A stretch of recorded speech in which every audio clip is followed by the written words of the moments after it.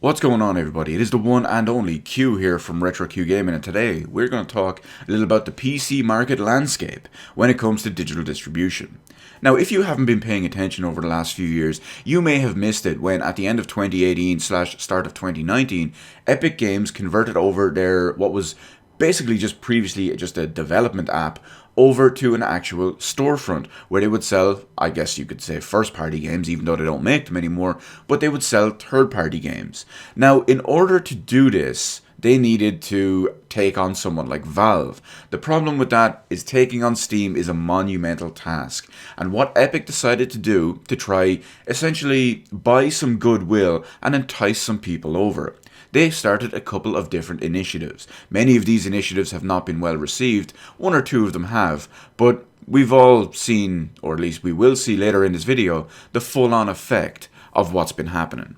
So in an effort to create goodwill with gamers to entice them over to their platform, Epic Games had been paying a lot of money to developers in order to get free copies of their games to give away. And they've been doing this pretty routinely for a while. Some big name games, some indie games, and some stuff just in between. So naturally, prices will vary. But arguably the more expensive and bigger and more controversial move that Epic Games have been doing is Epic had been paying large sums of money in advance to developers in order to only launch their game as a timed exclusive on their digital storefront, the Epic Game Store, and not release on the likes of Steam or GOG or something like that. Typically, it's just not release on Steam because a lot of these games do release on other digital storefronts at the same time, just not Steam. And naturally, this goes against what Epic have claimed their whole point and practice of this is. They have been out there saying that, well, gamers deserve a choice on where they should buy and consume their games. It's not really a choice if you take that choice away. It makes you a hypocrite. So naturally, this practice hasn't been well received, and in the likes of, say, Metro Exodus, the game had been available for pre-order on Steam for almost a year, and then 2 weeks before launch, it was pulled. And now typically we see, when games are announced, people wonder always about Steam or Epic, because people will wait. People are clearly not happy with the Epic Game Store. More on that a little bit later. In fact, the Epic Game Store is so toxic that companies have to put out statements regarding their choice about going with Epic Games, because it's such a negative stigma. And clearly, the sales haven't paid off. So what are we talking about anyway? What's the point of all of this? Well, everything we've mentioned so far in order to try entice people over to their store and use it as their primary digital platform. Clearly this hasn't worked because thanks to the Apple/Epic/Google lawsuit, we've seen some financials regarding the Epic Game Store. And boy, they are damning. Almost like I told you so. But anyway, Epic Game Store in the year 2019 lost $181 million. And if you think that's bad, $273 million were lost in 2020. So they lost even more money and still failed to bring people over with their illusion of choice, their promise and lies of free will, and their attempts to buy goodwill from gamers.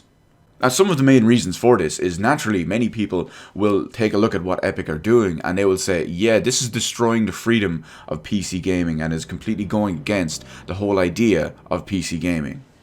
Many people won't support this, and on top of that, their store is bare bones and completely crap.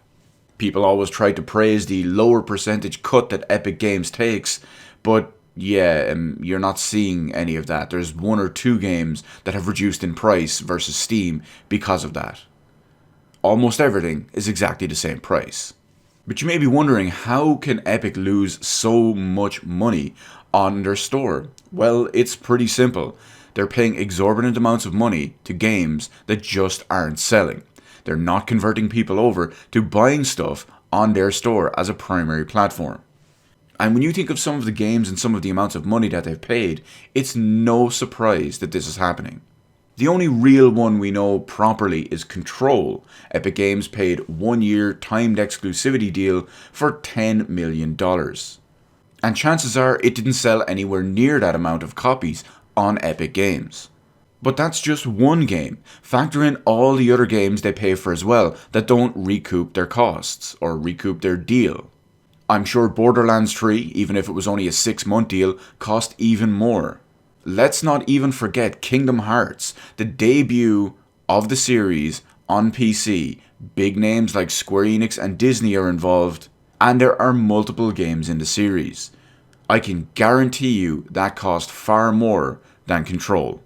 It's also theorized when it comes to Kingdom Hearts that they saw how poor the pre-order numbers were, and that's why they put it on sale at launch. And it probably still sold pretty poorly. Everyone else is just waiting a year for the probably inevitable Steam release. So, thankfully, Epic Games have been failing miserably at converting people over to using their store. And rightfully so. A company that is trying to destroy PC gaming absolutely should not survive, and should not prosper and achieve their goal. Sadly, this practice isn't going to stop anytime soon. I can easily foresee this going on for the next couple of years minimum. And given the fact that a huge game like Final Fantasy VII Remake and its timed exclusivity runs out today or tomorrow, it depends on what you count, and the fact that it uses Unreal Engine, don't be surprised if later today, or maybe tomorrow on Sunday the 11th, or even as early as Monday the 12th, you see an announcement for PC is going to be timed Epic exclusive. Just imagine how much money that's going to cost them. More money than they could ever hope to recover.